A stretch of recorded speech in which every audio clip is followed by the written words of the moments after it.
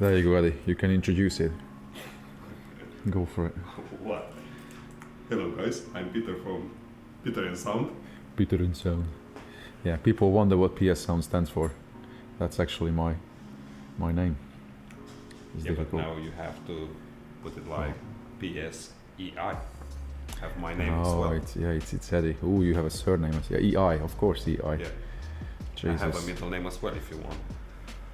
Oh my god, it's too complicated. Alright guys, so let's introduce our current project, which is finally not fixing someone else's work. This is a brand new project for one of our regular customers. And we just want to run through what we are planning in the car, show the equipment. Well, I have the equipment in front of me, so let's start with that. The car will have one of these Alpine head units, and we are hoping to get an extension kit for it so we could integrate it to the car's display. You will see the car is not a modern car, so it's really rare to find that bit. We found it in Norway. They just don't want to sell it to us, so hopefully we will get it soon. But that's going to be the source with analog output. Well, it doesn't have digital output, does it? But the customer selected that because he wants easy integration to his phone and especially easy phone calls. But for more there you go. For more critical listening, we will have the Fiio M1112, which he's already got as well. Is the M11 Pro, right? Some of the pieces in this equipment list is his choice really.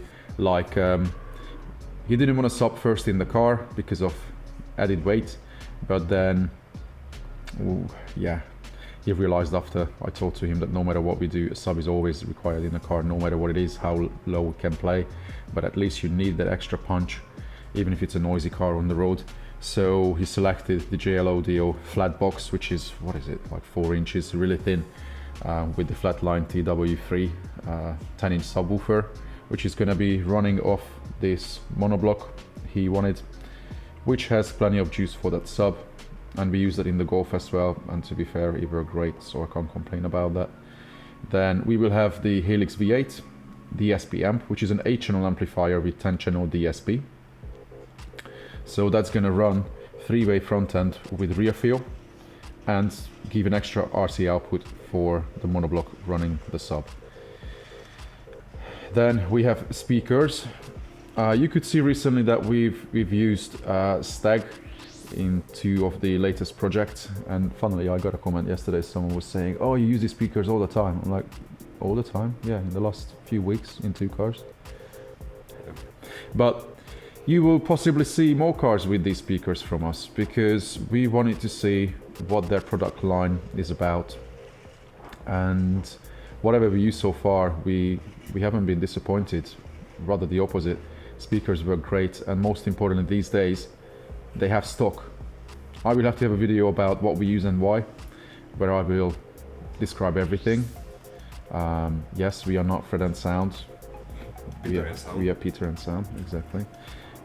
We use these speakers because yeah, they work really well, and we know what to do with them. So in this MSS range, the 3-way is going to be used in this current project, where we have 6.5 mid bass, 4-inch mid, and a tweeter that can be converted. You can easily just twist the front faceplate off. Hold it. That's it.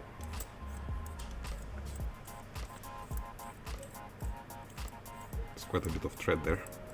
Well, once you tighten it, it holds fine. And then you can put that faceplate on, and then it looks really sexy. I don't really see the point of it when it comes to acoustics. I can't do it like that. Oh, that's alright.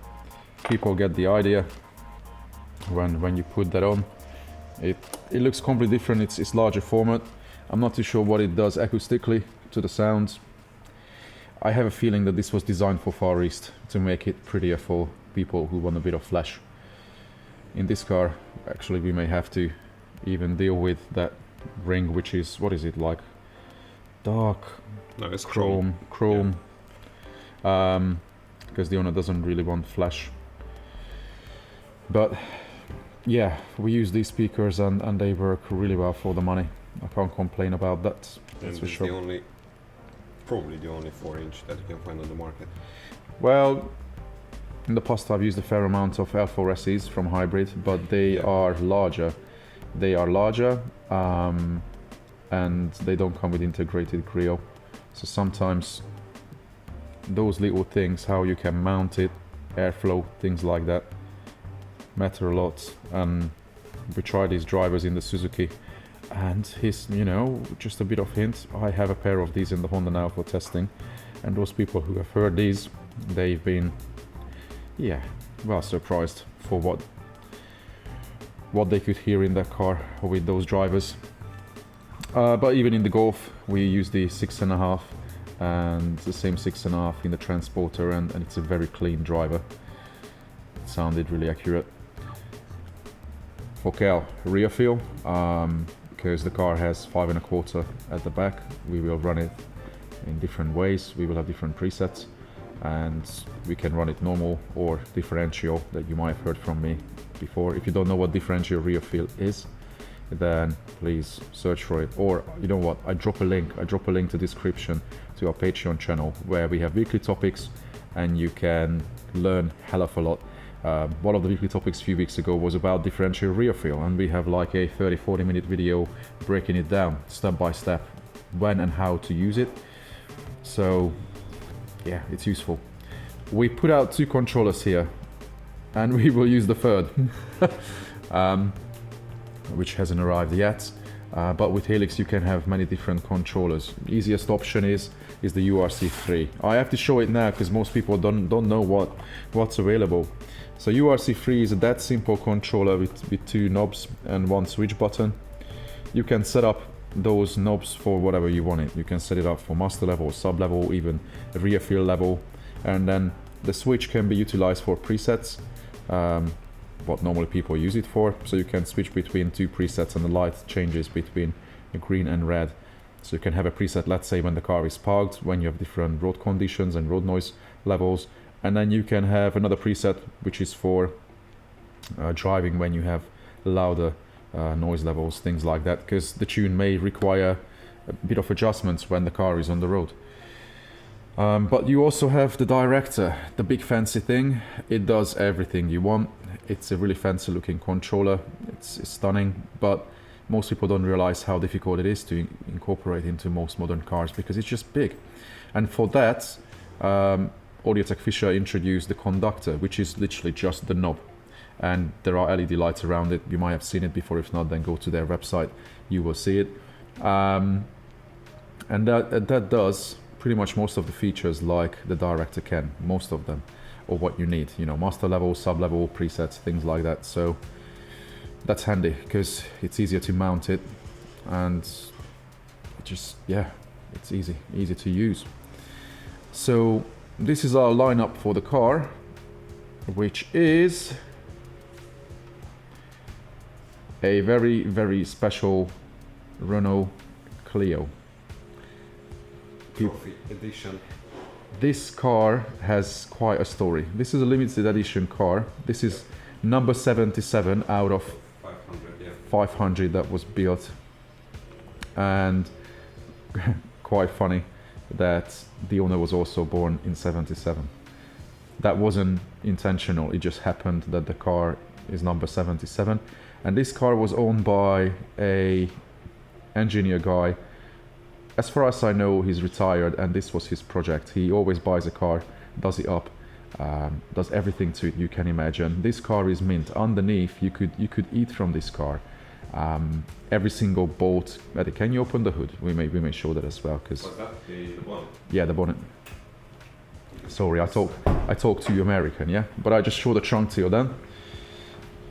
This is a sporty car, more lightweight than factory, and has a really refined suspension and engine.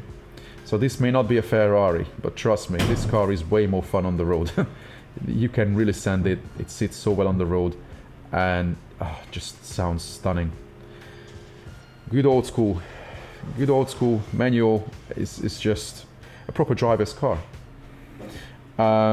So in the trunk we won't have anything other than the subwoofer, which will be mounted somehow to those factory points you can see either side. we will be brought it down. So the sub is not extra mega weight, it's 12 point something kilo, like 26-7 pounds, and that's all we will add to the back of the car, no more. This car will have to be kept pretty low in terms of adding weight. We can't deaden it crazy. We have to soundproof it and treat the panels, because after all it's a French car and the panels are not great. They can rattle quite a lot, but you know, the paintwork, everything on this car is just, yeah, Lighting really. is not very good there, but No, we see pretty well.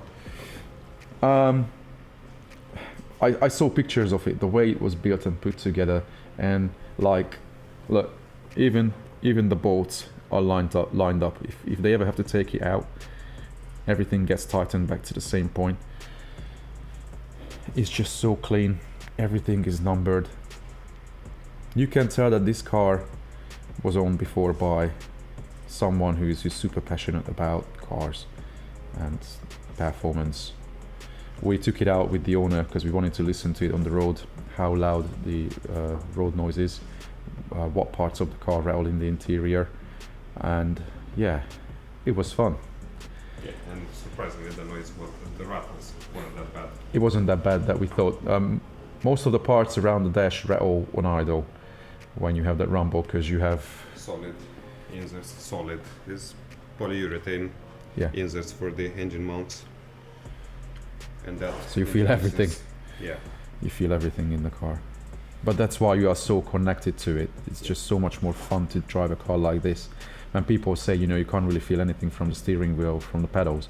In this one, I just had to move it here in the workshop to move it around. And yes, it would take a bit of time to get used to the pedals, because this wasn't built for driving it in town. On the motorway. Yeah. But this is gonna be fun. People could say, you know, why do you need sound system in a car like this? But then, yes, there are times when an audiophile person just wants everything, wants to enjoy the car, the drive, and the tunes as well. So we really have to respect what we put into it and how much weight we add to the car. But let's see the interior. Oh, as you can see, we already popped the door card off, because the car comes with, even that one is lined up, look. It's brilliant. The car comes with 5 1/4 up front, but the plan is to convert it to 6 1/2. It's doable, but we will have to keep everything under the factory grille. So yeah, it will be playing with millimeters and tolerances. There's some deadening in the door by the previous owner, not because of sound. I think he just wanted to add just a bit of stiffness to the door. But we will take everything apart and then see the current state and see what we can do to get better performance, less rattles, and keeping the weight low.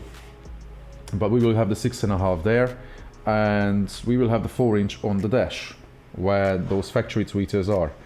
Yes, it's a bit radical to pull the dash out and cut it up and fit drivers there, but you've seen before that we've done that, and there's just no other really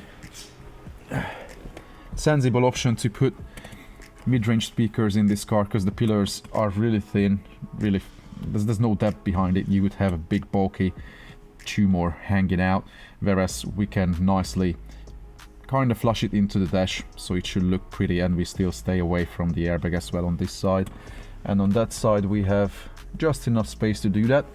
Yes, a 4-inch is not necessarily needed. A 3-inch could just do a good enough job as well, but the owner heard those drivers and he was like, Pete, I just want them, make them fit, make them work well. So we will. Tweeters, we will see whether we can mount them on the pillars or we have to put them to the sail panel. We will see. That's not decided yet. Head unit, there you go, easy. How often do you see a DIN slot for a head unit these days in new cars? You just don't. So we will have the Alpine there, and what we are hoping we can somehow integrate the display with that piece of kit I mentioned earlier. So hopefully we can get that. But yeah, the dash will have to come out. We have to soundproof everything because all these little plastic things can buzz really badly. After all, yes, this is just a cheap French interior, which is bad to say, but the reality is that French cars don't have the best interiors. However, we built the van. That was good. And that was put together really well, but okay, there's like 15 years difference between those cars. Plus more expensive. Yeah. Because this car, when it came out, the original model, the simple model, wasn't that expensive. No. That Berlingo that we built, that's probably like 30k already. Yeah. Yeah, big difference in price. And the interior in this car is pretty much the same.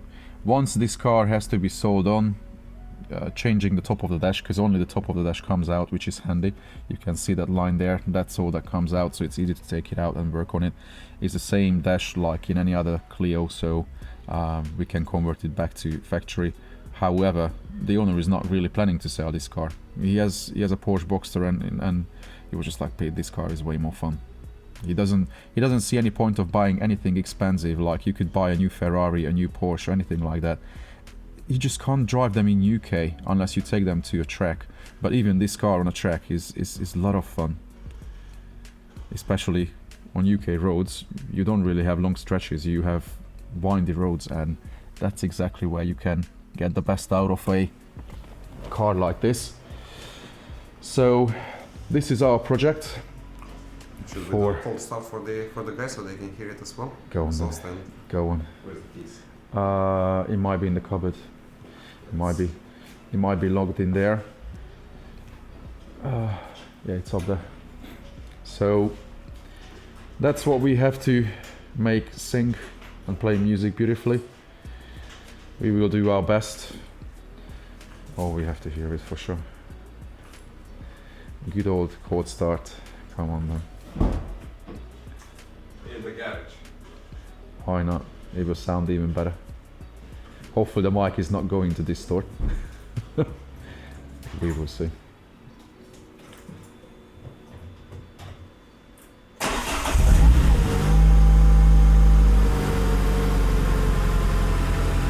But when you take it out on the road and you rev it, oh my god.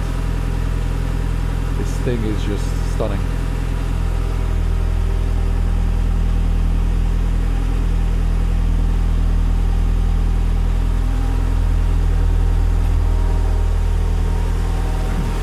It's not particularly a quiet engine either.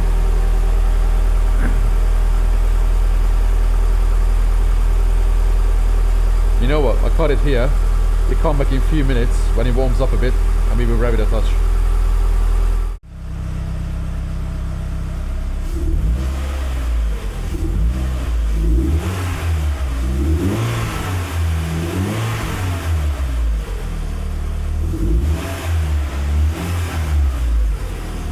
Yeah, it's not a V8 sound, but it sounds way different on the road. When you drive it, it's so much fun. It feels so good, it sounds so good on the road. So this little test doesn't really make justice, but this is a very special car, and yeah, we can feel honored to get projects like this, because it doesn't happen too often.